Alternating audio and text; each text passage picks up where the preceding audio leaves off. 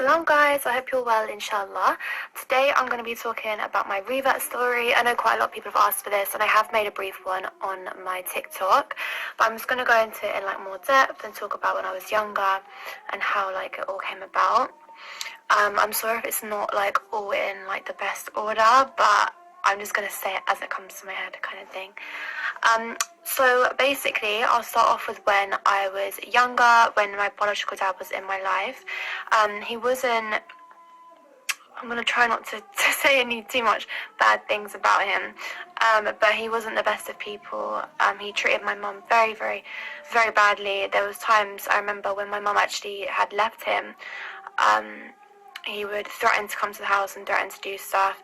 My mum actually had to keep knives around the house because she was so scared of him coming. There was times where he'd stand outside the house and if a window was open, he'd listen to our conversations. I have memories from when I was very young of having to leave the house quickly, and my mum's told me since that she used to have to say oh, we have to race to Nanny and Granddad's house, but that was actually when he was threatening to come. He just really wasn't a very nice person.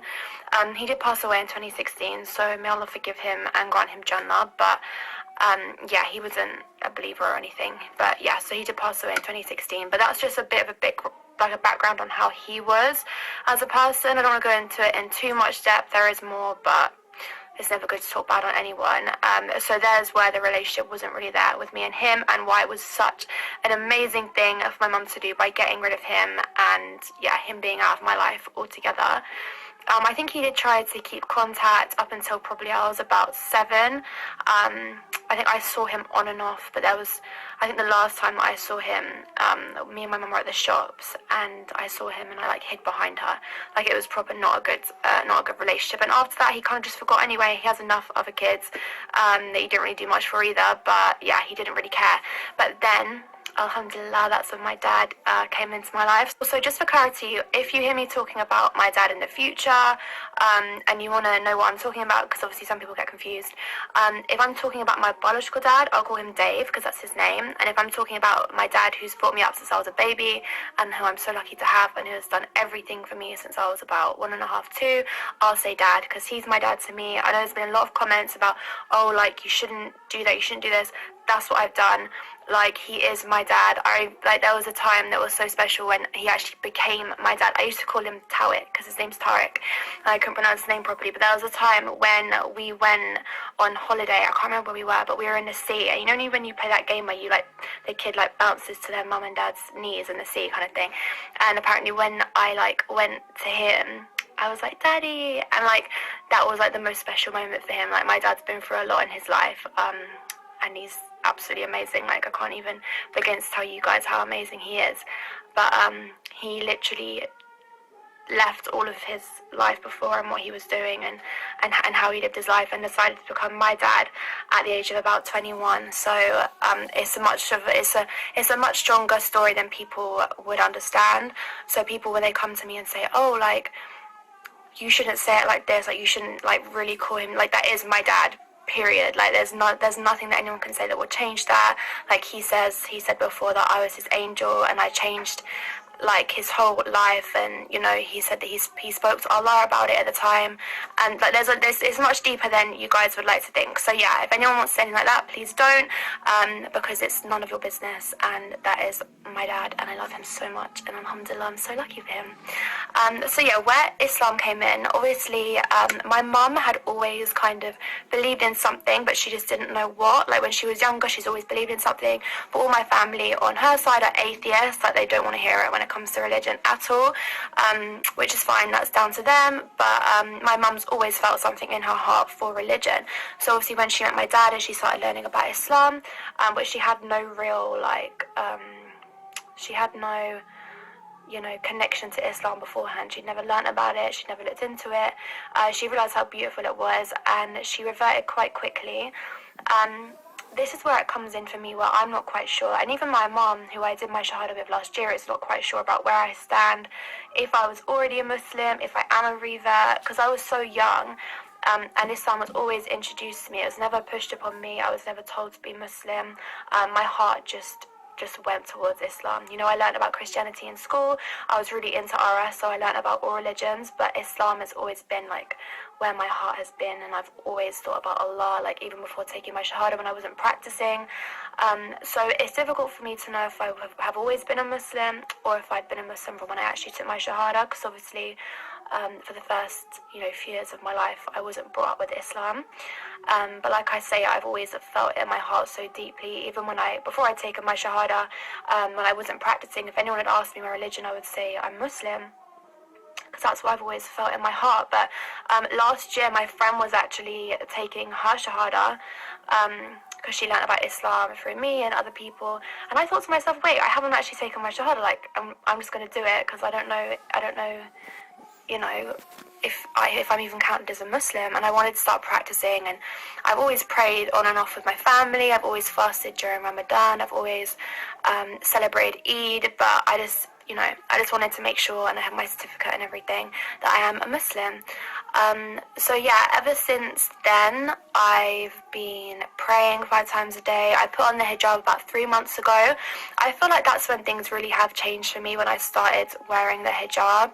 I feel so much more at peace, so much more protected. A lot of people like to say, oh, you're oppressed, you're wearing this for a man. Like, no, I'm not. No one in my family wears the hijab apart from me. Like my aunties, my mum, I'm the only one. I decided to do myself. My dad had never even mentioned it to me. Like I explained in my other video, I genuinely just felt in my heart that I wanted to put it on for Allah subhanahu wa ta'ala, and also I just wanted to show people that I am Muslim, because like I said, I am white, I don't look the most Muslim of people, so I want to show people that I'm Muslim and show that I'm so proud of it, because honestly I'm so proud to be Muslim. Like, it's my favourite thing.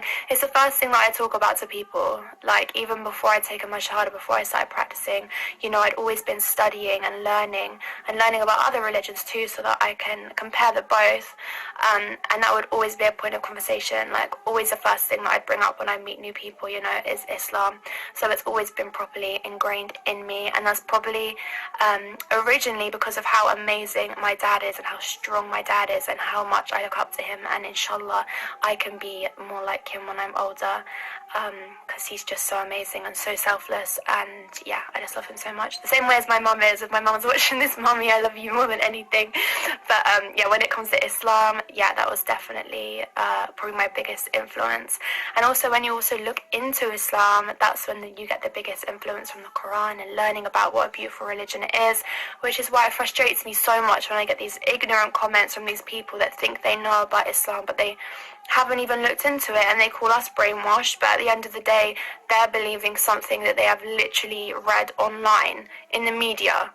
Who trusts the media? But we've actually gone to the book and learnt from the original source, so how could we ever be brainwashed when we know the real truth to Islam, So yeah, that's my revert story. I took my shahada with my friend last year. We both did it together, which was really beautiful. And yeah, since then I've been practicing, and I'm so excited for Ramadan this year, because like I say, I've always kind of fasted and done Ramadan and celebrated Eid, but I feel like this year is going to be so much different, because I'm actually going to put my all into it, and inshallah it will be amazing, and I'll be the best I can be. And I really want to make sure that my whole family together really celebrates Eid as much as we can, because it's such a beautiful time for us Muslims, and I'm so excited for it. So inshallah we all make it to Ramadan and get to celebrate Eid with our families. But yeah, I thought I'd just make this quite short and just a quick explanation of how it all came about. No disrespect to my biological father or any of my brothers and sisters on his side. It's just how things played out. He wasn't the nicest of people, and that's just the way it played out, and alhamdulillah that it did plan out like that, and I met my dad, and I have the family that I have now, because without them I would literally be a mess. I don't know what I would do without them, especially at this point in my life. Without them, I would be lost. So yeah, that's how it all came about. Alhamdulillah, it came about like that. Oh, and another point to put in, I know a lot of people know this because of my TikTok, but my brother Declan, who is from my biological dad's side, he has a different mum to me. He is actually a Muslim. He reverted, I think, when he was very young, like 13, early teens. I think he hung around with some Muslims, and he reverted, which is so crazy that me and him both turned out to be Muslim.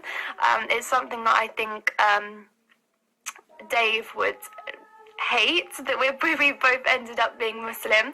But yeah, I think it's so beautiful, and he's starting to practice more, and he has a beautiful daughter, Arabella, who I can't wait to meet, inshallah, after the whole lockdown.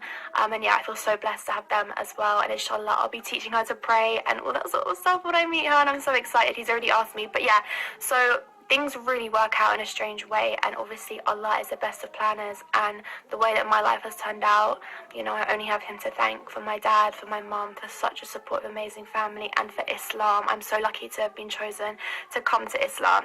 Honestly, it makes me so happy. But yeah, guys, that's all I really wanted to say. That's all the story really was. But thank you so much for watching. Please like and subscribe, and please, if you have any money, even £1, it would mean the world if you could go to the link in the description and give anything you can to our Muslim brothers and sisters who are struggling so much right now in Palestine. I'm trying to raise money for 50 families to get them through to the end of this winter. Obviously it's been terrible for them with coronavirus as well, so if we can all get together and help them, that would be absolutely amazing, because if it was our brothers or sisters going through this right now, we know how much we'd be doing for them, so we should do the same for our brothers and sisters in Islam. But yeah, I love you guys so much, and thank you for watching again. Bye.